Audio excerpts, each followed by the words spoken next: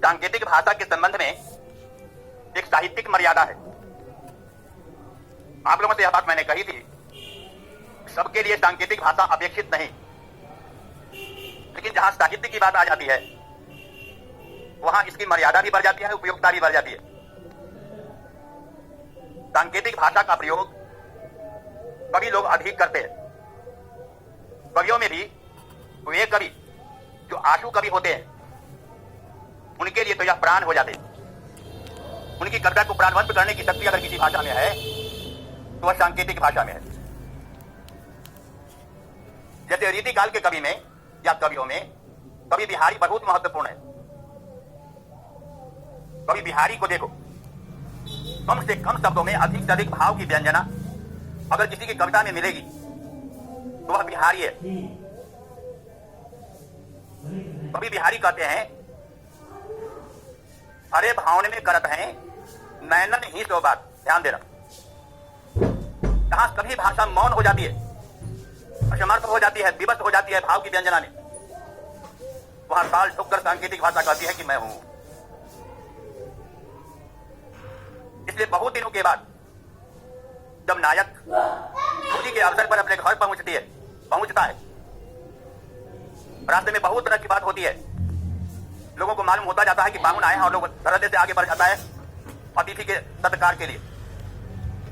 नायक जब ससुराल पहुंचता है तब तक ससुराल का पूरा मैदान भर जाता है, क्योंकि मामूली वह नायक नहीं है, वह नायक भी हास्य रस का कवि है। पूरा घर खचाखच भर जाता है। नायिका चाहती है जब वह अपने नायक से, अपने पति से मिले, बातचीत करे। नायक भी चाहता है कि वह अपनी नायिका से, अपनी पत्नी से बातचीत करे, लेकिन लाज है जो दीवार बनकर खड़ी हो जाती है। एक परंपरा है जो दोनों के बीच में दीवार बनकर खड़ी हो जाती है। कवि कहता है कि वहां पर जब सब विवश हो जाते हैं, नायिका थोड़ी चंचल भी थी और बहुत ही प्रत्युत्पन्न मतित्व थी। उसने दीवार की ओट ली और आंखों ही आंखों में सारी बातें कर ली। पूरी बात कहूंगा तो उसी में समय लग जाएगा, फिर हम आगे नहीं बढ़ पाएंगे और विषय वस्तु अछूता रह जाएगा। अब आगे की बात बेटा, यह मैंने केवल आपके ध्यान को आकृष्ट करने के लिए कही है बात, अनुप्रांतिक है, यह प्रासंगिक नहीं है। आगे बढ़ेंगे। सांकेतिक भाषा तक हमारी बात सीमित नहीं रहेगी। जो भाषा आपके लिए अपेक्षित है वह है मातृभाषा, संपर्क भाषा, मानक भाषा और साहित्यिक भाषा। इनमें से कुछ भाषाओं की चर्चा मैंने कर दी थी या नहीं किया? नहीं किया, कर दिया, अच्छी बात। संपर्क भाषा में ध्यान दो बेटा, इससे संबंधित बहुत प्रश्न आते हैं आजकल, कहीं किताब में उसका वर्णन नहीं है। संपर्क भाषा के बारे में लोग कहते हैं कि जिससे संपर्क किया जाए, संपर्क साधा जाए इस भाषा के माध्यम से, वही भाषा संपर्क भाषा है। बात भी कुछ कुछ ठीक है, लेकिन अगर आप में से कोई बीएड की परीक्षा दिए होंगे या टेट की परीक्षा दे रहे होंगे तो उन लोगों को द्वितीय भाषा का चयन करना पड़ता है। 4 भाषा का रहता है नाम, उन्हें 2 भाषा लेनी पड़ती है। तो जो सेकेंड लैंग्वेज है, द्वितीय भाषा, संपर्क भाषा वही हो जाती है आपकी। जैसे अगर बिहार के लोग बिहार के अंतर्गत अगर बातचीत करना चाहेंगे तो भोजपुर के रहने वाले भोजपुरी बोलने वाले, मगध के रहने वाले मगध भाषियों से, मगही भाषा भाषियों से बातचीत कर सकते हैं। मिथिला भाषी अगर मैथिली बोलते हैं, भोजपुर वाले भोजपुरी बोलते हैं, दोनों एक दूसरे से संपर्क साध सकते हैं, बातचीत कर सकते हैं। भले ही अच्छी भोजपुरी मैथिली वाले नहीं बोलेंगे, मिथिला वाले नहीं बोलेंगे, और भोजपुर वाले अच्छी मैथिली नहीं बोल पाएंगे, लेकिन दोनों एक दूसरे की भाषा को समझ लेंगे। तो यहाँ के लिए, अंतरराज्य के लिए संपर्क की भाषा आपकी एक हो सकती है, ये सब हो सकती है बिहार की भाषा। लेकिन अगर केरल वालों से और इंग्लैंड वालों से बातचीत करनी हो तब तो इंग्लैंड वालों की भाषा आप नहीं समझेंगे और आपकी भाषा वो नहीं समझेंगे। वहां पर अंग्रेजी ही एक ऐसी भाषा है जो आप दोनों के लिए सहायक सिद्ध हो सकती है। तो ज्यों ही आप अंतरराष्ट्रीय बात करेंगे तो वहां के लिए संपर्क की भाषा आपकी अंग्रेजी हो जाएगी। मैं समझता हूं कि बात समझ गए होंगे। इस संदर्भ में भाषा से संबंधित जितना चाहिए आप लोगों को, क्योंकि भाषा विज्ञान आपको नहीं पढ़ना है। भाषा विज्ञान तो हिंदी ऑनर्स लेता है उसको पढ़ना होता है, नीट की परीक्षा देता है उसको पढ़ना होता है, एमए वालों को पढ़ना होता है, और यूपीएससी की परीक्षा में जो ऑप्शनल पेपर रखता है उन लोगों को पढ़ना। फर्स्ट पेपर उनका हिंदी साहित्य का इतिहास और भाषा विज्ञान हो जाता है। तो यहां आपकी भाषा से संबंधित आपका ज्ञान होना चाहिए, इससे अधिक की बात नहीं। भाषा की लिपि भी होती है, ध्यान देना। मैं कुछ छोड़ना नहीं चाहता, सबका परिचय थोड़ा थोड़ा दे देता हूं। लिपि होती है जिसको अंग्रेजी में स्क्रिप्ट कहते हैं। हमारी आदि भाषा पाली है, जो भाषा विज्ञान कहता है। साहित्य कहता है कि नहीं, हमारी आदि भाषा संस्कृत है, जो देव भाषा कही जाती है।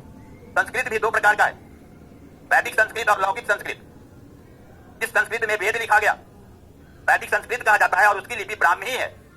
कौन सी लिपि है बेटा? ब्राह्मी। और हम लोग जब लौकिक साहित्य पढ़ते हैं, लौकिक संस्कृत पढ़ते हैं, जाके आप लोग धातु रूप पढ़े होंगे, शब्द रूप पढ़े होंगे, पठती पठताम पठंती आदि। तो यहां पर स्क्रिप्ट हम लोग की देवनागरी हो जाती है। इसलिए संस्कृत भी ध्यान देना, संस्कृत दो प्रकार का होता है, एक तो वैदिक संस्कृत है और दूसरा लौकिक संस्कृत है। भाषा का जो क्रम है वह बड़ा विचित्र है, आधार अलग अलग है। भाषा विज्ञान का आधार अलग और हिंदी साहित्य का आधार अलग। दोनों के बीच की कड़ी अगर हम जोड़ें तो पाएंगे कि वैदिक संस्कृत के बाद लौकिक संस्कृत, लौकिक संस्कृत के बाद पाली, पाली के बाद प्राकृत, प्राकृत के बाद अपभ्रंश, अपभ्रंश के बाद हिंदी। यहीं पर बात आ जाती है, पाली और प्राकृत इन दोनों की भी लिपि देवनागरी ही है। हिंदी की लिपि देवनागरी, अपभ्रंश की लिपि देवनागरी है, लेकिन अपभ्रंश में केवल रासो साहित्य ही लिखा गया है। प्रीति का आदि काल में, जिसको चारण काल भी कहते हैं, आदि काल कहते हैं, प्रारंभिक काल कहते हैं, बहुत सारे नाम है। रासो साहित्य में केवल वीरों की वीर गाथा गाई गई है।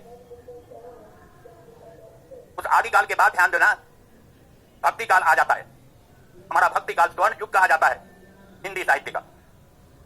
इतने अच्छे से अच्छे विद्वान कवि पैदा हुए हैं, भक्ति काल में ही पैदा हुए, और इसीलिए हमारा भक्तिकालीन साहित्य जो है, भक्तिकालीन साहित्य, वह बहुत ही समृद्ध है। कहा जाता है तो 3 वर्ष पहले की बात आई है, सर्वे किया गया है, तो तुलसीदास सर्वोपरि कवि माने गए हैं विश्व के। कालिदास आदि भी पीछे छूट जाते हैं। उनकी एक एक चौपाई का अर्थ मुझ जैसा साधारण व्यक्ति भी अगर कहता है तो सवा महीना 1.5 महीना लग जाता है एक चौपाई के अर्थ को कहने में। इतना भाव भरा हुआ है। यह भक्तिकालीन साहित्य है। सूरदास के सूर साहित्य को ले लो। दुख सागर एक ऐसा महासागर है विज्ञान का। 14 स्कंध में आप देखेंगे कलयुग का वर्णन जहां किया हुआ है, आने वाला कल में क्या होगा सब लिखा हुआ है।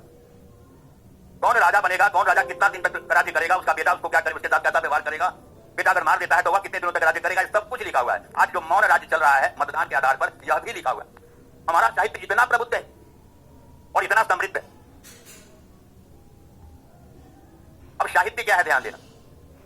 संक्षिप्त में कहा जाए, साहित्य की परिभाषा है हितेन सहितं तस्य भावः। मनुस्मृति में भी है और उन्हीं का साहित्य है, जिसमें उन्होंने स्वतः कहा है हितेन सहितं तस्य भावः, हितकर तथा कल्याणकर रचना को साहित्य कहते। मात्र एक यही विषय है जिससे आपका कल्याण हो सकता है, अन्यथा और जितने भी विषय हैं अगर आपके लिए कल्याणकर है तो आपके लिए विनाशक भी है। अगर विज्ञान ने बम दिया है, अणुबम दिया है, तो उससे विनाश होता है। आज देख लो। और उसने हम लोगों को दूरदर्शन दिया है, मोबाइल दिया है, उससे कल्याण भी हो रहा है, सृष्टि भी हो रही है। तो उसके दोनों पक्ष है, लेकिन साहित्य का केवल एक ही पक्ष है, हितेन सहितं। काव्य उससे और थोड़ा सा आगे बढ़ जाता है। काव्य हृदय की मुक्तावस्था की ऊर्ध्व स्थिति की मधुमती भूमिका की साधना। एक एक शब्द की व्याख्या महीनों हो सकती है, इसलिए इसमें उलझाएंगे नहीं। अब भाषा का जो चौथा है अंग, वह व्याकरण है। आपकी भाषा शुद्ध हो, परिनिष्ठित हो, मानक हो, यह काम व्याकरण करता है। इसलिए इसको एक शास्त्र के रूप में कहा गया है, माना गया है। और सबसे अंतिम जो इसका अंग है वह भाषा विज्ञान है। वह इसकी प्राचीनता को दर्शाता है कि कौन सी भाषा कब आई, कितनी अगुवाई की, प्रतिनिधित्व कितना किया, उस वह भाषा कितनी समृद्ध है, कितने साहित्यकार को जन्म दिया, कितने दार्शनिक व्यक्ति को जन्म दिया। ये सब काम भाषा विज्ञान का काम है। अब विषय वस्तु पर मैं आ रहा हूं। भाषा के बाद मैंने आपसे कहा था, याद होगी, कि आपका चैप्टर है वर्ण। देखो कहां है मार्कर, वहां यहां पर वर्ण। अब ध्यान देना, वर्ण पढ़ाई नहीं ना है, यही चैप्टर आपका है, वर्ण विचार। ध्यान देना, यह आपका अंकदायक चैप्टर आ गया। चाहे कोई भी परीक्षा आपकी हो, ध्यान दीजिएगा, मैं किसी एक परीक्षा विशेष को लेकर नहीं चल रहा हूं। चाहे आप कमीशन की परीक्षा दें या कंपटीशन की परीक्षा दें, कॉम्पिटिटिव एग्जाम आपका, या शैक्षणिक हो, किसी तरह की परीक्षा हो, पार्ट सेकंड तक, डिग्री पार्ट सेकंड तक आपको व्याकरण की जरूरत है। व्याकरण आपका पीछा नहीं छोड़ता, 20 नंबर का व्याकरण रहता है। इसलिए चाहे इंटर के विद्यार्थी हो, पार्ट 1 के हो, पार्ट सेकंड के हो, वे लोग ध्यानस्थ रहेंगे। उनका 20 नंबर में 30 नंबर रखा हुआ है, अलग से पढ़ने की जरूरत नहीं। वर्ण विचार किताब अभी तक जो प्राप्त है आपके मार्केट में, जो मेरे निर्देशन में नहीं है, उन किताबों में इसकी परिभाषा लिखी हुई है, भाषा की वह मूल ध्वनि जिसका खंड या टुकड़ा नहीं किया जा सके वर्ण कहलाता है। यह परिभाषा गलत है, सावधान होकर सुनना। एक दूसरे के कंधे पर हाथ रखोगे तो यह भी किसी के कंधे से होकर गुजर जाएगा। मैंने कहा कि वर्ण की जो परिभाषा किताब में दी हुई है, क्या जो ये भाषा वैज्ञानिक भूल गए इस बात को कि मौखिक भाषा और लिखित भाषा दोनों दो हैं। भाषा है लेकिन अलग अलग है। जब हम बोलकर अपने भाव और विचार को व्यक्त करते हैं, मौखिक भाषा कहलाती है। तो मौखिक भाषा की मूल इकाई ध्वनि है, और जब हम लिखकर अपने भाव और विचार को व्यक्त करते हैं तो अभिव्यक्ति के इस माध्यम को हम लिखित भाषा कहते हैं, और इस लिखित भाषा की मूल इकाई वर्ण है। तो यह कहना कि भाषा की वह मूल ध्वनि जिसका खंड या टुकड़ा नहीं किया जा सके, तो किसका खंड या टुकड़ा नहीं किया जा सके? ध्वनि का, और कहलाया क्या? वर्ण। सर्वथा गलत। मैंने कहा और आप लोगों ने सुना, इसकी इकाई ध्वनि हो गई। अब यहां मैंने लिखा और आप लोगों से पूछा क्या है। अब यह बोलकर, माने यहां आप देखकर बोल रहे हैं या सुनकर, बात स्पष्ट हो गई कि वर्ण दृश्य है, इसे आप देख सकेंगे, और ध्वनि श्रव्य है, उसे आप सुन सकेंगे। इसलिए आप कॉपी पर लिखो, वर्ण लिखित भाषा की वह मूल इकाई, लिखित भाषा की वह मूल इकाई जिसका खंड या टुकड़ा नहीं किया जा सके, लिखित भाषा की वह मूल इकाई जिसका खंड या टुकड़ा नहीं किया जा सके, कमा वर्ण कहलाता है। वर्ण कहलाता है। वर्ण को इन्वर्टेड कॉमास में रख देना। अब आप पारा चेंज कीजिए और तब लिखिए, मौखिक भाषा की वह मूल इकाई, मौखिक भाषा की वह मूल इकाई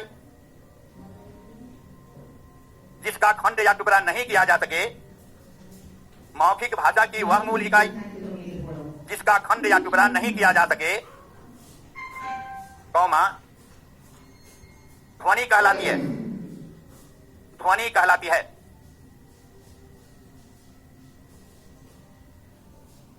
अब यहां पर एक बात जहां कि आप लोगों को प्रश्न कंफ्यूज करेगा। कुछ लोग ऐसे होते हैं जो बोलते हैं तो उनकी बोल में कंफ्यूजन होता है, अपने वो स्पष्ट ज्ञान नहीं रखता। इसलिए बीपीएससी की परीक्षा में क्वेश्चन आ गया था, भाषा की सबसे लघु इकाई क्या है? अगर कोई वर्ण कहता है तो यह भी गलत, ध्वनि कहता है तो वह भी अपूर्ण। वास्तविकता तो यह है कि मौखिक और लिखित दोनों भाषा है, और दोनों की लघु इकाई अलग अलग है।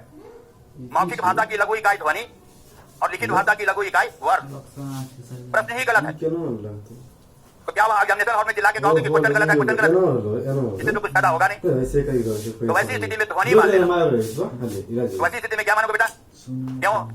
अब मेरी बात सुन लो। मौखिक भाषा से ही लिखित भाषा जन्म लेती है। पहले आप मौखिक भाषा सीखते हैं,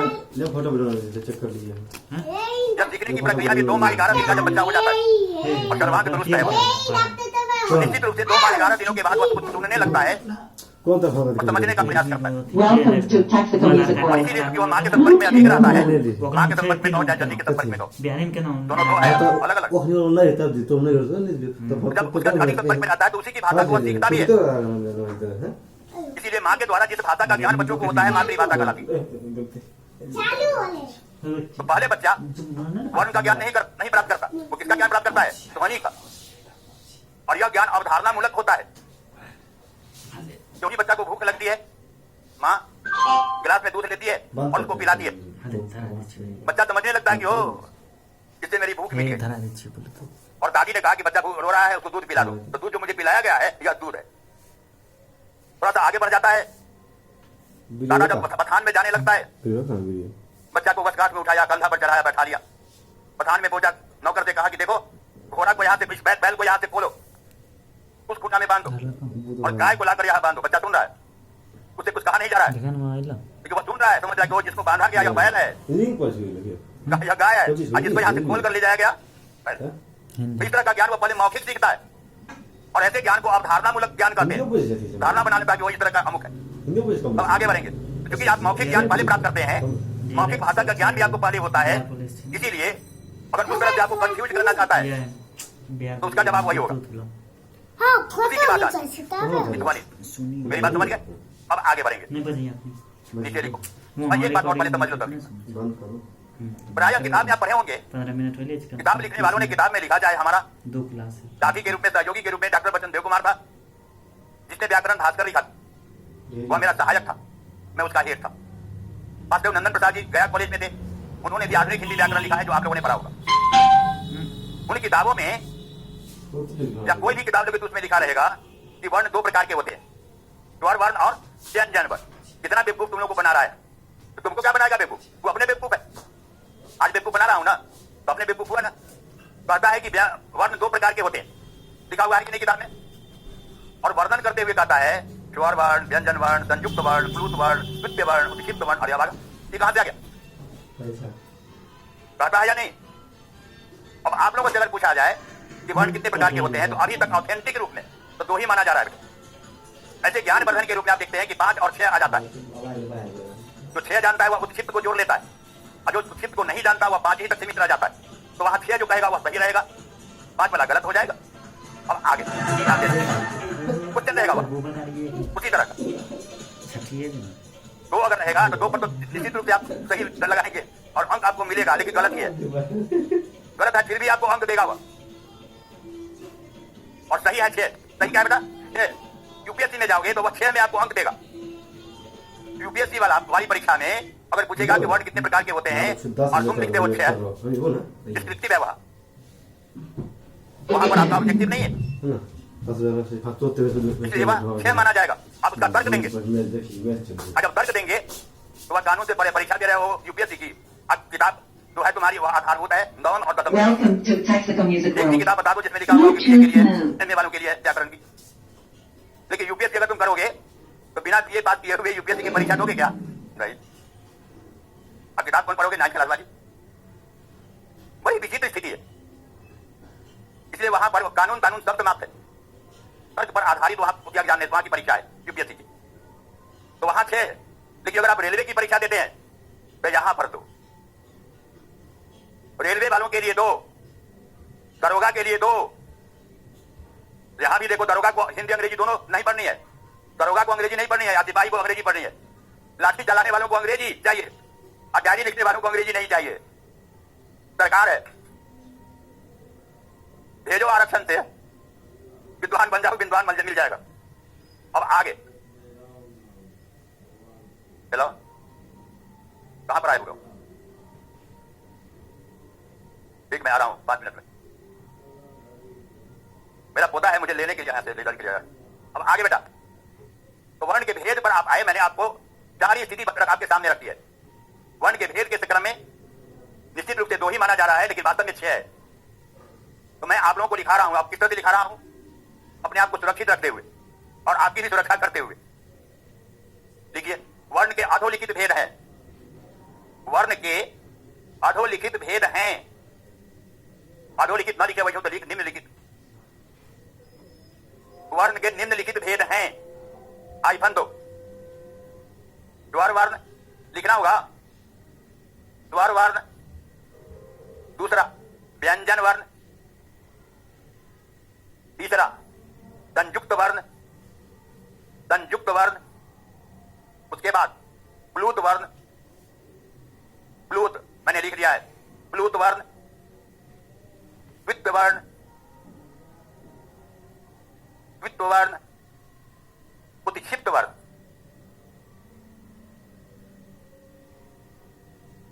उत्क्षिप्त वर्ण। क्लियर हो गया बेटा? पढ़ाने के क्रम में सबको अलग अलग से मैं पढ़ाऊंगा। उत्क्षिप्त इसमें से ऐसा है जो आप लोगों के लिए बिल्कुल नया होगा। समझने के लिए समझने का प्रयास करो। उत्क्षिप्त शब्द का अर्थ होता है फेंका हुआ या निकाला हुआ। ये दो वर्ण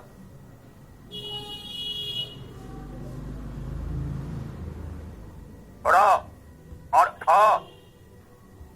अला नहीं, ठ दो तरह का होता है, एक बिंदी बिना बिंदी वाला और दूसरा बिंदी वाला। आप अपनी वर्णमाला पर ध्यानस्थ हो जाइए। अ से लेकर और ह तक आप पढ़ जाएं। ये दोनों वर्ण आपको कहीं नहीं मिलेगा। ट ठ ड है, क ख ग घ अंग है, तालव्य श मूर्धन्य स दंत स अ है, लेकिन यह नहीं है, कहीं भी आपकी वर्णमाला में नहीं है। लेकिन इसका व्यवहार बहुत होता है। देर, इसका प्रयोग करेंगे कि नहीं? तेरा, घोड़ा, घोड़ी, लड़का, लड़की, घड़ी, छड़ी, देख लो इतना आप लिखते हैं, सब जगह इसका व्यवहार करते हैं, लेकिन वर्णमाला में नहीं। स्थान कहीं मिला हुआ है, किसी का उपयोग कर लो और उसे कोई संज्ञा नहीं दो, उसे कोई स्थान नहीं दो, तो यह अपराध है कि नहीं है? इसी तरह से इन दोनों का है, इसका उपयोग होता है, लेकिन दुर्भाग्य से इसको कोई जगह नहीं मिली हुई है। इसीलिए इसको क्या कहा गया? उत्क्षिप्त वर्ण। सबसे पहली बार डॉक्टर दामोदर हरि ने इस पर विहंगम दृष्टि डाली और अपने शोध प्रबंध में स्थान दिया इसको। डॉक्टर दामोदर हरि भागलपुर यूनिवर्सिटी के हेड ऑफ द डिपार्टमेंट थे, हिंदी के हमारे मित्र थे। उन्होंने इसे अपने शोध प्रबंध में स्थान दिया और तब से यह उत्क्षिप्त वर्ण के रूप में जाना जाता है। अब तो यह प्रसिद्ध है, अपना मार्ग अपने आप ढूंढ लिया है। अब एक यह बात है, इस ढ में और इस ढ में क्या अंतर है? एक जो है बिना बिंदी वाला, यह देखिए, ध्यान दो, वर्तनी में काम आएगा। अगर किसी शब्द के प्रारंभ में ढ का प्रयोग करना है, जैसे ढक्कन, ढोलक, ढोलकी, धुलाई, ढलाई, तब इस ढ का प्रयोग करोगे बिना बिंदी वाला ढ। अगर किसी शब्द के मध्य में इसका प्रयोग करना है तब यह, क्योंकि आप लिखते आ रहे हैं, इसलिए बिना जाने बुझे भी अभी भी आप लिखिएगा पढ़ना तो ढ के नीचे बिंदी दे दोगे, अभ्यस्त हो। लेकिन अब जानकारी प्राप्त कर लो कि ढ दो प्रकार का होता है, इसका प्रयोग कहां करोगे, विशेष फिर बाद में।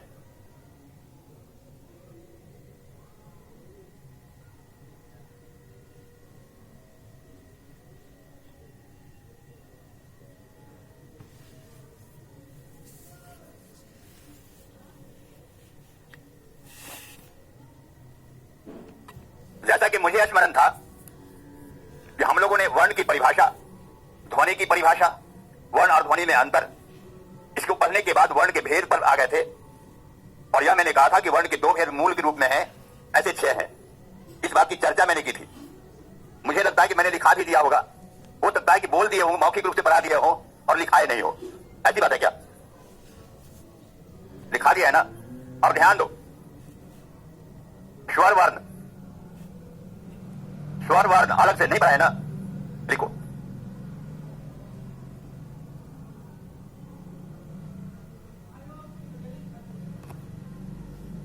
जिन वर्णों का उच्चारण, जिन वर्णों का उच्चारण बिना किसी सहयोग के हो, जिन वर्णों का उच्चारण बिना किसी सहयोग के हो, कौमा, स्वर वर्ण कहलाते हैं।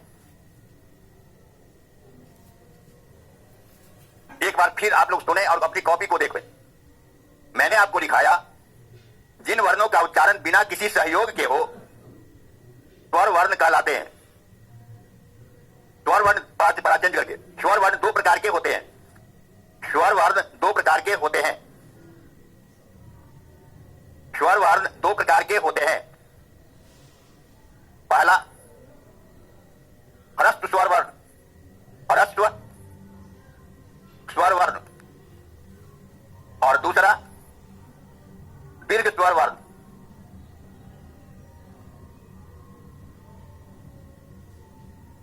पहला ह्रस्व स्वर वर्ण, दूसरा दीर्घ स्वर वर्ण। जहां नहीं समझेंगे खड़ा हो जाएंगे और पूछ लेंगे। अब देखो, पहला ह्रस्व स्वर वर्ण, जिन वर्णों के उच्चारण में, जिन वर्णों के उच्चारण में कम समय और कम मेहनत लगे। जिन वर्णों के उच्चारण में कम समय और कम मेहनत लगे, साथ ही जिन वर्णों की मात्रा एक हो, ध्यान दीजिएगा, मात्रा एक हो, यह मैंने प्रतीक माना है। दो प्रकार के छंद होते हैं, मात्रिक छंद और वर्णिक छंद। कुछ वर्णों की मात्रा एक होती है जिसका प्रतीक यह है, सिंबल यह है। कुछ वर्ण ऐसे होते हैं जिनकी मात्रा दो होती है, तो दीर्घ वर्णों की मात्रा दो हो जाएगी, दो का सिंबल है, इसलिए एक लिखने के बाद लिखोगे एक हो, और जहां मैं दो लिखाऊंगा तो दो के बाद लिखोगे दो हो। क्लियर? तो जो मैंने लिखा है आपको स्वर वर्ण की परिभाषा, ह्रस्व स्वर वर्ण की परिभाषा, कि जिन वर्णों के उच्चारण में कम समय और कम मेहनत लगे, साथ ही जिन वर्णों की मात्रा एक हो, ह्रस्व स्वर वर्ण कहलाते हैं, यही ना। इनकी बाराचंद करके इनकी संख्या 4 है, इनकी संख्या 4 है। जैसे ह्रस्वई, यहां आप लोग हस्तप्रभ हो गए, ध्यान दो। कुछ लोग पढ़ाने के क्रम में गलती कर जाती है, खासकर लिपस्टिक आदि जो लगाती है और पढ़ाती है, मेरे क्लास में चला, अन्यथा तुम लोग और पीछे पड़ जाओगे। आगे वे लोग ह्रस्व और दीर्घ नहीं कहते, लाइन नहीं है, कोई बात नहीं। छोटी और बड़ी ही कहती है। वे छोटे छोटे बच्चों को क्या कहती है? छोटी। ध्यान दो, यहां इसको कहती है छोटी और इसको कहती है बड़ी, कहती है ना? नहीं, यह जो है ह्रस्व ई है और यह दीर्घ ई है। ह्रस्व उ, दीर्घ उ, इसकी मात्रा ह्रस्व ई है और इसकी मात्रा दीर्घ ई है। ह्रस्व उ की मात्रा ह्रस्व उकार और दीर्घ उ की मात्रा दीर्घ उकार। अगर इसका ज्ञान आपको नहीं रहेगा, संधि नहीं समझ पाओगे। संधि को समझने के लिए आपको 2-3 बातों की जानकारी बहुत अपेक्षित है, जो कहीं किताब में नहीं है। जब तक उन बातों की जानकारी नहीं होगी, संधि तुम नहीं समझ सकते हो। तो अभी मैंने लिखा है, जैसे ह्रस्वई, ह्रस्व री, ऋषि लिखते हो ना, री, यह ह्रस्व वर्ण है। अब नीचे लिखना दीर्घ स्वर, दीर्घ स्वर, यहां लिखा हुआ है दीर्घ स्वर। जिन वर्णों के उच्चारण में ह्रस्व की अपेक्षा, जिन वर्णों के उच्चारण में ह्रस्व की अपेक्षा अधिक समय और अधिक मेहनत लगे, अधिक समय और अधिक मेहनत लगे, साथ ही जिन वर्णों की मात्रा 2 हो, 2 के बाद क्या लिखना है? मेरा संकेत है या मेरी अंगुलियां है। जिन वर्णों की मात्रा 2 हो, कौमा, दीर्घ स्वर वर्ण कहलाते हैं, दीर्घ स्वर वर्ण कहलाते हैं। जैसे आ, दीर्घ ई, दीर्घ उ, ए आई ओ औ, ए आई या आई कहो, ओ औ। ध्यान देना, मैंने कहा कि जिस किसी को कोई संदेह हो, खड़ा होकर पूछो। अल्लाह नहीं, मैं क्लियर कर रहा हूं। मैंने कहा ह्रस्व ई, ह्रस्व उ और री, ये क्या है? ह्रस्व स्वर वर्ण 4 है ना। मैंने दीर्घ स्वर के बारे में कहा कि जिन वर्णों के उच्चारण में ह्रस्व की अपेक्षा अधिक समय और अधिक मेहनत लगे, तो अ में कम मेहनत पड़ती है, आ में आकार आ जाता है, इसलिए कहना पड़ता है आ, ई, ई। अब यहां पर आ जाओ, हरी, हरी ह्रस्व इकार, लेकिन जब ही कहोगे धोती, लकड़ी, तब यह दीर्घ इकार। कुत्ता, यह ह्रस्व उकार, देख रहे हो ना? धूल, दीर्घ उकार। सब निर्भर करता है उच्चारण पर। अगर आपका उच्चारण सही है, वर्तनी दोष नहीं होगा। अगर उच्चारण आपका सही नहीं है, हमेशा वर्तनी दोष से आप जूझते रहेंगे। जैसे बीए पास कर जाने के बाद भी आप अपने आप को कभी माफ नहीं करेंगे। ध्यान दीजिएगा, क और क दीर्घिकार, यहाँ देखो क रस्व इकार की और क दीर्घिकार की समस्या है तुम्हारी कि कहां पर मैं इसका प्रयोग करूं, कहां पर इसका प्रयोग करूं, है कि नहीं समस्या? अब इस तरह का समस्या का समाधान किताब में नहीं है, लेकिन मैं बता रहा हूं, ध्यान देना। अगर आपने नरेशन पढ़ा है अंग्रेजी में, Hari said to Mohan the poor man is hungry, दो स्पीच होते हैं, रिपोर्टिंग स्पीच, अंग्रेजी वाले माफ करेंगे क्या पढ़ाते हैं भगवान जाने।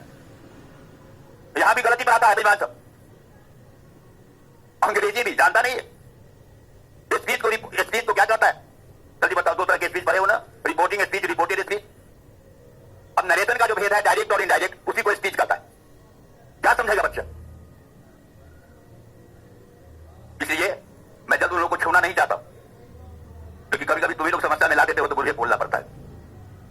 तो अगर किसी को कुछ कहना है, मैं कह रहा हूं कि, मैं बोल रहा हूं कि, मोहन ने कहा है कि, तुलसीदास ने कहा है कि, आगे कुछ कहना है ना, तब आ जाएगा हरस्व इकार। तुलसीदास ने लिखा है कि, तो जो लिखा है उसको लिखोगे ना, फिर रिपोर्टेड स्पीच आएगा ना, तब हरस्व इकार। लेकिन जो ही संबंध बताओगे, मोहन की बहन, किसकी बहन, सोहन की कलम, तब दीर्घ इकार। जहां कहीं संबंध वाली बात आ जाएगी वहां पर दीर्घ इकार वाला की, और जहां पर आगे कुछ कहने और लिखने की बात है वहां पर हरस्व इकार की। क्लियर? और तुम लोगों के लिए मैंने दीर्घ स्वर वर्ण की बात की है। दीर्घ का अर्थ ही होता है बड़ा, दीर्घ माने बड़ा, गुरु माने बड़ा, श्रेष्ठ। बहुत लोग, यहां भी मुझे माफी मांगनी पड़ेगी उन लोगों से, लिख देते हैं, बोल देते हैं कि मैं गुरु हूं। सोचने की बात है, गुरु शब्द का अर्थ समझ लो। गु माने होता है अंधकार, रु माने होता है प्रकाश। वह व्यक्ति जो अपने शिष्यों के जीवन के अंधकार को दूर कर दे। यह अंधकार क्या है? काम, क्रोध, लोभ, मोह, मद और मत्सर, ये 6 मनोविकार गौतम बुद्ध ने कहा। इन 6 मनोविकारों से जिसको बाहर निकाल दे, उसके जीवन में इन 6 को समाप्त कर दे और प्रकाश में ले आए, उसे क्या कहते हैं? गुरु। बताओ तो, वो अपने आप अंश डूबा हुआ है, उसने उस शिष्यों के अंधकार को क्या दूर करेगा? मेरी बात समझ रहे हो? अपने क्लास में नाचता है, शहरे तोरों से करता है, शेर उर्कू करता है, बच्चा भी खूब ताली बजाता है, वो भी ताली बजाता है, नाचता भी है। वहां पर कौन सा भाव आएगा? वहां पर किस भाव से प्रेरित होकर तुम ताली बजाते हो और नाचते हो और कहते हो कि हम सिख गुरु हैं? और विद्यार्थी कहेगा कि हम विद्या के अर्थी है ना। मैं उस विद्यार्थी को विद्यार्थी कहूंगा और न उस पढ़ाने वालों को कभी गुरु कहूंगा। बात कर लो। मैं जिस काम के लिए आया हूं, मैं दहाड़ते हुए कहता हूं शेर की तरह, उसमें कोई कमी नहीं रहने दूंगा। कोई अगर कमी ढूंढ दे तो मैं पढ़ाना छोड़ दूंगा। लेकिन दुर्भाग्य है कि आज बच्चे पढ़ने के लिए नहीं आते, जिज्ञासु विद्यार्थी नहीं मिलता, पढ़ने वाला विद्यार्थी ही नहीं मिलता। केवल आजादी चाहने वाला विद्यार्थी मिलता है, जो बाप मां से आजादी लेना चाहता है, उसे घर से आजादी लेना चाहता है, पढ़ने के बहाने बाहर निकल जाता है। मैं आप लोगों पर आरोप नहीं लगाता, लेकिन अगर यह आरोप भी समझो तो मैंने कह दिया है कि मेरा 2 संबंध है आपके साथ, एक दादा पोता पोती का और एक गुरु का। इसलिए दादा होने के नाते मेरा धर्म बन जाता है और मेरा अधिकार भी बन जाता है कि मैं अपने पोता पोती से कहूं कि बेटा, जीवन को धोखा मत दो। अगर जीवन को जीना है तो जीवन जीना सीखो। जीना भी एक कला है। अभावग्रस्त होकर भी आदमी सुखी जीवन जी सकता है, और नहीं तो बहुत संपन्न होकर भी सुख नहीं पा सकता। तो कैसे सुख प्राप्त होगा, इसके लिए कभी मौका मिलेगा फिर बोलूंगा। आज मैं पढ़ा रहा हूं, अब आगे। तो यहां आपने देखा दीर्घ स्वर वर्ण। अब कौन कौन है यहां पर? आ जाओ, ध्यान देना, मैंने आपको दिखा दिया है कौन कौन। यहां पर बहुत आश्चर्य की बात है कि एक वर्ग में एक ही कक्षा के विद्यार्थी बैठे, ए आई ओ औ, तो इसमें आ गया। लेकिन अंग और अ इसी वर्ग का वर्ण है कि नहीं? जल्दी बोलो। व्याकरण लिखने वाला क्या था पता नहीं, अंग और अ को इसमें स्थान नहीं दिया, और इसीलिए उसने क्या कह दिया? स्वर वर्णों की कुल संख्या 11 है। अब गिन कर देखो, हरस्व स्वर वर्ण 7 है, अरे अवर्ग में 7 है ना। और फिर नीचे देखो, ए आई ओ औ, ये 4 तो लिया, लेकिन अंग और अ को नहीं लिया, तो 7 4 11 होना चाहिए 13। अंग और अ को भी स्वर वर्ण ही मानना चाहिए, क्योंकि आप कहते हैं कि वर्ण 2 ही प्रकार के होते हैं, स्वर वर्ण और व्यंजन वर्ण। तो अंग और अ को न आप स्वर में रखे हैं और न व्यंजन में आप स्थान दे रहे हैं। व्यंजन में भी इसको नहीं लिया गया है, तो वर्ग से शुरू होता है तुम्हारा व्यंजन वर्ण। तो यह बेचारा अंग और अ कहां जाएगा? आप कहते हैं कि 2 ही है, स्वर और व्यंजन 2 ही वर्ग है, तो ना आप इसको स्वर वर्ण में वर्ग में आप स्थान दे रहे हैं और न व्यंजन वर्ण के वर्ग में स्थान दे रहे हैं। तो जाएगा कहां? वास्तविकता यह है कि अंग और अ भी वर्ण है। कुछ पढ़ने वाले लोगों ने कुछ पन्ना तो पढ़ लिया, ऐसा आप लोग भी होते हैं। कुछ पढ़ लिया, समझा कि वो काम चलाऊ पढ़ लिया, अब पिक एंड चूज करके पढ़ने वाले जो छात्र हैं या छात्राएं हैं, आज इसको छोड़ दिया आपने कि हम नहीं पढ़ेंगे, इसको हमारे लिए आवश्यक नहीं है, उसका ज्ञान होगा वो तो अधूरा रह गया आपका ज्ञान। इसी तरह से जब 2003 में हम लोग का अधिवेशन हुआ लखनऊ में, 2003 में, ध्यान देना, वहां यह समस्या आई स्वर वर्णों की संख्या 13 होनी चाहिए, 11 क्यों? डॉक्टर हरदेव बारी ने पुस्तक लिखी थी यूपीएससी वालों के लिए, अभी भी उनकी किताब चलती है मार्केट में, वे आए हुए थे, मैं भी गया हुआ था। मैंने ही पूछ दिया उनसे कि बारी जी आपने अपनी किताब में उल्लेख किया है स्वर वर्णों की संख्या 11 है, अंग और अंक को आपने क्यों नहीं लिया? उनका जवाब था कि पाणिनि ने अपनी पुस्तक की पृष्ठ संख्या 28 में यह कहा है कि अंग और अयोगवाह है, इसलिए उसको मैंने अयोगवाह मान लिया, छोड़ दिया, उसको मैंने स्वर वर्ण में नहीं लिया। मैंने कहा कि पृष्ठ संख्या 129 में उन्होंने क्या लिखा, तो अपनी ही किताब की पृष्ठ संख्या 129 में उन्होंने पाणिनि ने लिखा है कि स्वर वर्णों की कुल संख्या 13 है, अंग और अयोगवाह है अलग से कहने पर, लेकिन अयोगवाह हमेशा स्वर वर्ण होता है। अयोगवाह क्या होता है? स्वर वर्ण होता है। तब तो उन्होंने कहीं भी कुछ नहीं रखा, सबको मान लेना चाहिए कि अयोगवाह जब स्वर वर्ण होता है तो स्वर वर्ण को क्यों नहीं माने इसको? डॉक्टर दामोदर हरि ने इसी को आधार मानकर अपने शोध प्रबंध में इसको स्वर वर्ण ही मान लिया, अंग और को, इसलिए तब से स्वर वर्णों की कुल संख्या कितनी मानी जाती है? 13। अब नीचे लिखो तो स्वर वर्णों की कुल संख्या, स्वर वर्णों की कुल संख्या 11 जोड़ 2, यहां मैं लिख रहा हूं बेटा 11 जोड़ 2 विद इन ब्रैकेट अंग अ।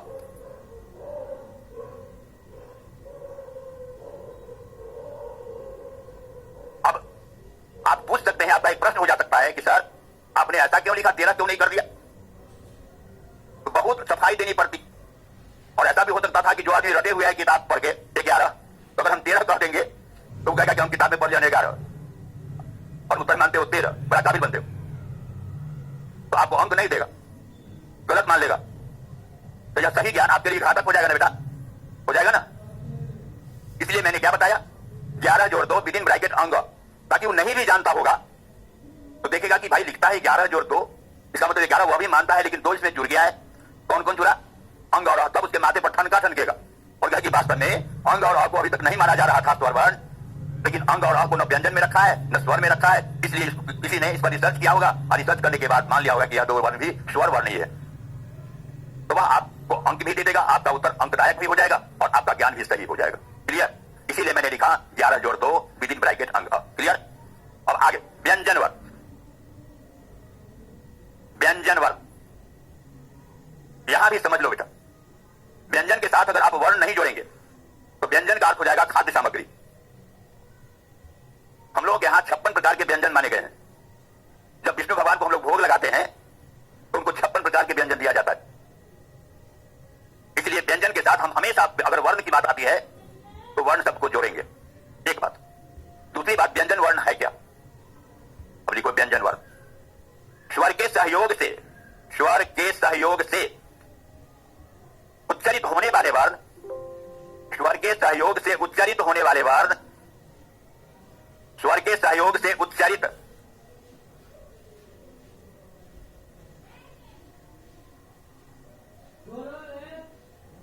स्वर के सहयोग से उच्चारित होने वाले वर्ण कौमा व्यंजन वर्ण कहलाते हैं,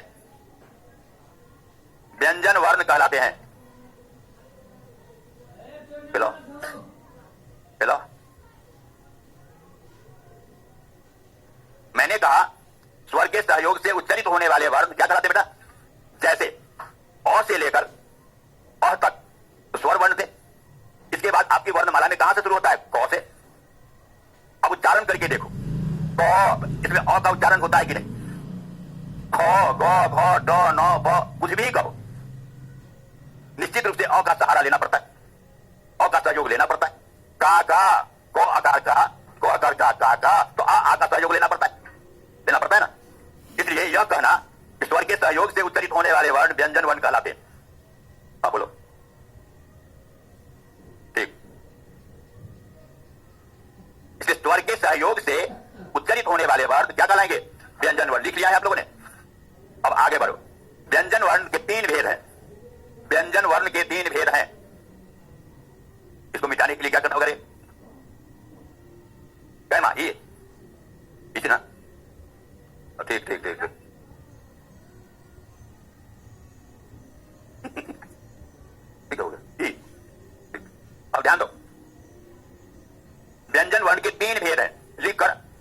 पहला लिखो स्पर्श व्यंजन वर्ण, स्पर्श व्यंजन वर्ण। दूसरा अंतस्थ व्यंजन वर्ण, अंतस्थ व्यंजन वर्ण। और तीसरा है उष्म व्यंजन वर्ण,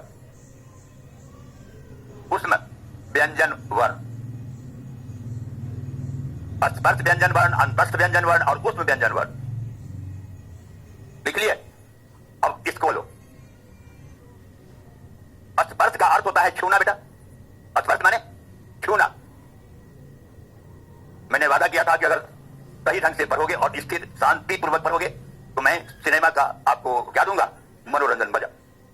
अब यहां ध्यान दो, स्पर्श शब्द का अर्थ छूना होता है और छूने के बाद या तो आपको कोमलता का आभास होता है कि यह कोमल है या कठोर है। रुई को छुओगे तो कोमलता का आभास होगा, पत्थर को और लकड़ी को छुओगे तो कठोरता का। स्पर्श से दूसरे प्रकार का जो आभास मिलता है कि गर्म है कि ठंडा है। अब आग को छुओगे तो गर्म महसूस होगा और बर्फ को छुओगे तो।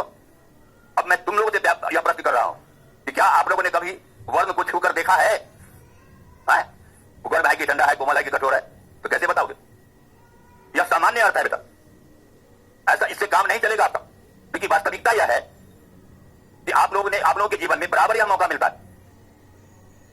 जब आप किसी वर्ण का उच्चारण करते हैं तो वह वर्ण आपके उच्चारण स्थान को स्पर्श करते हुए उच्चारित होता है कि नहीं? और आपका क्वेश्चन आता है कि कंठ वर्ण, मूर्धा वर्ण रहता है, ओष्ठ मूर्धा और ओष्ठ अगर कह दिया कि मूर्धा वर्ण है तो जब तक मूर्धा से उसका उच्चारण नहीं करोगे सही उच्चारण नहीं होगा। तो वहां स्पर्श किया कि नहीं किया तुम्हारा वर्ण, उसी भाव या उसी विचार को लाना पड़ेगा। दूसरी तरह का प्रश्न आता है, तीसरी तरह का आता है, चौथी तरह का आता है, पांचवीं तरह का आता है। यहां बहुत प्रश्न है और जैसे जैसे आप लोग रटते हैं, इसीलिए आप रटते हैं, थोड़ी देर याद रहता है, बाद में भूल जाते। हमारी परिभाषा को याद रखना। मैं किताब की कोई परिभाषा नहीं देता, किताब की परिभाषा पर मुझे विश्वास नहीं है, बहुत कम है। मैं जहां कहीं भी मिला लूं, किसी किताब से मिलाकर देख लेना, कहीं अगर मिल जाए। अब आगे एक प्रश्न आ जाता है यहां बेटा, इसका उच्चारण स्थान क्या है? पूछा जाता है कि नहीं? कंठ वर्ण क्या है, ओष्ठ वर्ण क्या है, स्पर्श व्यंजन वर्ण किसे कहते हैं? इसलिए से पूछेगा कि इसमें से कौन स्पर्श व्यंजन वर्ण है, 4 को वर्ण दे देगा, उसमें से पूछ देगा। सभी प्रश्नों का उत्तर मैं दे रहा हूं, लिखा रहा हूं, वह परिभाषा है स्पर्श व्यंजन वर्ण की। सभी प्रश्नों का उत्तर तुम्हारे दिमाग में रहेगा, उसी परिभाषा में रहेगा। उस परिभाषा को याद रखोगे, एक बार स्मरण करोगे, प्रश्न का उत्तर तुम्हारे दिमाग में। अब लिखो स्पर्श व्यंजन वर्ण, कंठ, कंठ,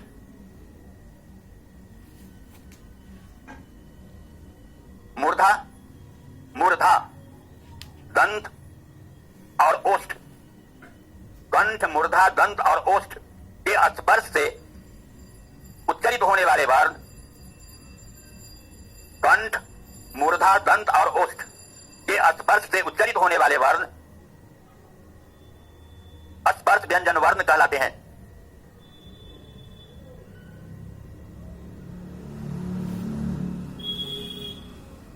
आप लोग ऐसा करेंगे कि इसमें एक कुछ कमी रह जाती है। कमी क्या रहती है? क, च, ट, त, प 5 वर्ग हैं।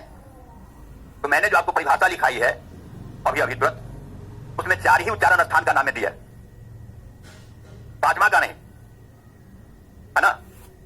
तो कंठ से क वर्ग हो जाता है। च वर्ग का अभी मुझे याद नहीं है क्योंकि मैं खो गया था मोबाइल में, है ना? च वर्ग का उच्चारण स्थान क्या है अभी मुझे याद नहीं है, दिमाग में नहीं है, उसका छोड़ देना एक जगह। तो मैंने कहा आपसे कि कंठ को छोड़ दोगे तो दूसरा अर्थ में छूट जाएगा। कंठ के बाद तालु लिख लो, कंठ, तालु, मूर्धा, दंत और ओष्ठ। कंठ, तालु, मूर्धा, दंत और ओष्ठ। कंठ, तालु, मूर्धा, दंत और ओष्ठ के स्पर्श से उच्चारित होने वाले वर्ण स्पर्श व्यंजन वर्ण कहलाते हैं। अब ध्यान दो बेटा, 5 उच्चारण स्थान और 5 वर्णों का वर्ग मैंने क्रम से सजा दिया है, मैंने क्रम से सजा दिया है। पहले क वर्ग होता है तो कंठ से, तालु से च वर्ग, मूर्धा से ट, ठ, ड, ढ, न, दंत से त, थ, द, ध, न। उच्चारण करके देखो, त, थ, द, ध, न। दांत से होता है कि नहीं? दांत खुल जाएगा, लाख प्रयास करोगे बंद रखने का, लेकिन दांत खुल जाएगा। प वर्ग से प, फ, ब, भ, म जो होता है वह ओष्ठ से। उच्चारण करके देख लो, है ना? इसलिए इसको इसको आप लोग एकदम स्मरण करके रखेंगे। यह आपकी खाती है, धरोहर है, सभी प्रश्नों की कुंजी है। जहां किसी प्रकार का प्रश्न आएगा इनमें से स्पर्श व्यंजन वर्ण कौन है, तो कवर्ग से पवर्ग तक आ जाएगा। कंठ से उच्चारित होने वाला वर्ण इनमें से कौन है, ओष्ठ वर्ण कौन है, दंत वर्ण कौन है, ये सभी प्रश्न आते हैं कि नहीं? और ये सभी प्रश्न आते हैं और सबों का उत्तर आपकी इस परिभाषा में है या नहीं है। इसलिए इसको एकदम आप धरोहर के रूप में रखेंगे और याद करके दिमाग में रखेंगे। और दूसरा है अंतस्थ व्यंजन। यहां पर ध्यान दो,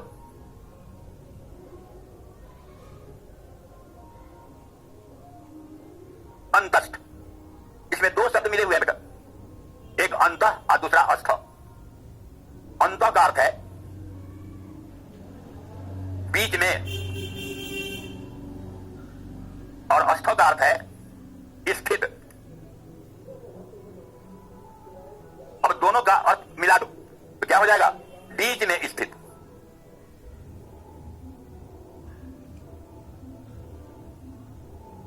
इसी आधार पर बहुतों ने, व्याकरण लिखने वाले जो लोग हैं, बहुतों ने परिभाषित कर दिया अंतस्थ व्यंजन को कि वे वर्ण जो न तो पूर्णतः स्वर हो और न पूर्णतः व्यंजन वर्ण हो। क्या कहलाता है, अंतस्थ व्यंजन वर्ण। यह समस्या बनी हुई थी बहुत दिनों से, लेकिन लखनऊ में जब अधिवेशन हुआ जिसकी चर्चा मैं कर चुका हूं, वहां इस समस्या का भी समाधान आया। मैंने हरिद्वार वही मैंने जो थे बेचारे बाबी जी, उन्हीं से मैंने पूछ दिया, पंजाब यूनिवर्सिटी के हेड ऑफ द डिपार्टमेंट थे, उनसे मैंने पूछ दिया कि जरा सा बताइए महोदय, यह अंतस्थ व्यंजन तो व्यंजन वर्ण का भेद है, यहां स्वर कहां से कूद पड़ा? बात समझ रहे हो, बात तार्किक है कि नहीं? जरा सा आप बताइए, यहां जो आप कहते हैं कि जो अधिक जो न पूर्णतः स्वर हो और न पूर्णतः व्यंजन वर्ण हो, क्या कहलाएगा, अंतस्थ व्यंजन। यहां स्वर कहां से आ गया? यह अंतस्थ व्यंजन वर्ण तो व्यंजन वर्ण का भेद है। उन्होंने भी प्रत्युत्तर में पूछ दिया मुझसे, तो आप क्या कहते हैं? मैंने कहा कि बिल्कुल स्पष्ट है कि वे वर्ण जो न तो पूर्णतः स्पष्ट व्यंजन है और न अस्पष्ट उष्ण व्यंजन है, इन दोनों के बीच का जो वर्ण है वह क्या है, अंतस्थ व्यंजन। इसलिए कवर्ग से पवर्ग तक तो आ गया स्पर्श व्यंजन वर्ण बेटा, व फ ब भ म तक, और तालव्य श मूर्धन्य स दंत स ह, यह है उष्ण व्यंजन। तो बीच में कौन आ गया, य र ल व। बीच में कौन आया, य र ल व।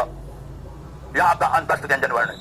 इसे अब आप लिखिए, इतना लिखने के बाद पहले इसको लिख लो। अब लिखिए, अर्थात अर्थात अर्थात वे व्यंजन वर्ण, अर्थात वे व्यंजन वर्ण जो ना तो पूर्णतः स्पर्श व्यंजन वर्ण हो, जो ना तो पूर्णतः स्पर्श व्यंजन वर्ण हो और न पूर्णतः उष्म व्यंजन वर्ण हो, और न पूर्णतः उष्म व्यंजन वर्ण हो, कौमा अंतस्थ व्यंजन वर्ण कहलाते हैं। एक बार फिर अपनी कॉपी देख लेना। वे व्यंजन वर्ण जो ना तो पूर्णतः स्पर्श व्यंजन वर्ण हो और न पूर्णतः उष्म व्यंजन वर्ण हो, अंतस्थ व्यंजन वर्ण कहलाते हैं। जैसे य र ल व, य वर्ग, जैसे य वर्ग, य र ल व।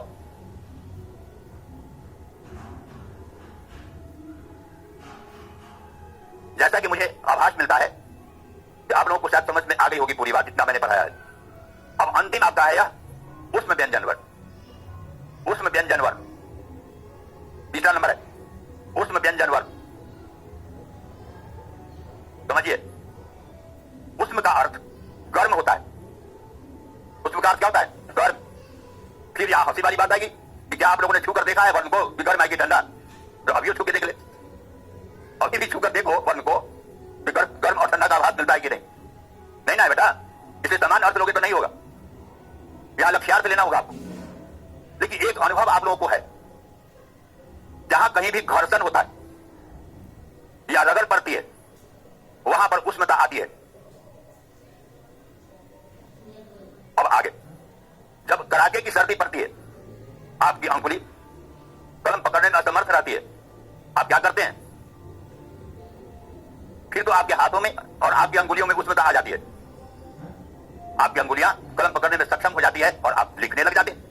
उसी भाव और विचार को ले परिभाषा भी हो जाएगी आपकी, और प्रश्नों का उत्तर भी आपके दिमाग में जरी लगा दे। अब लिखो, उच्चारण स्थानों की रगड़, उच्चारण स्थानों की रगड़ या घर्षण से उच्चारण स्थानों की रगड़ या घर्षण से उच्चारित होने वाले वर्ग, उच्चारण स्थानों की रगड़ या घर्षण से उच्चारित होने वाले वर्ग ऊष्म व्यंजन वर्ण कहलाते हैं, ऊष्म व्यंजन वर्ण कहलाते हैं। जैसे जैसे यवर्ग नहीं सवर्ग तलपिश मूर्धन्य स दंत स, जैसे सवर्ग, सवर्ग कैसे लिखोगे, पहले तलपिश आता है इसलिए सवर्ग, उसी को आप अलग से ले लीजिए, उसकी व्याख्या कर लीजिए, तलपिश मूर्धन्य स दंत स। एक बात और भी ध्यान देना, कुछ और भी वर्ण हैं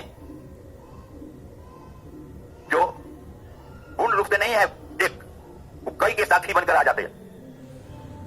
तो जहां कंफ्यूजन वाली बात है उसको मैंने अभी तक आप लोगों के सामने नहीं रखी है ना। कभी वैसा आएगा समय, अवसर आएगा तो मैं उसको स्पष्ट करूंगा कि देखो ये वर्ण ये है लेकिन यह भी हो सकते हैं। क्लियर? संकेत मिल रहा है, अधिक समय हो गया, छूट छोड़ दीजिए।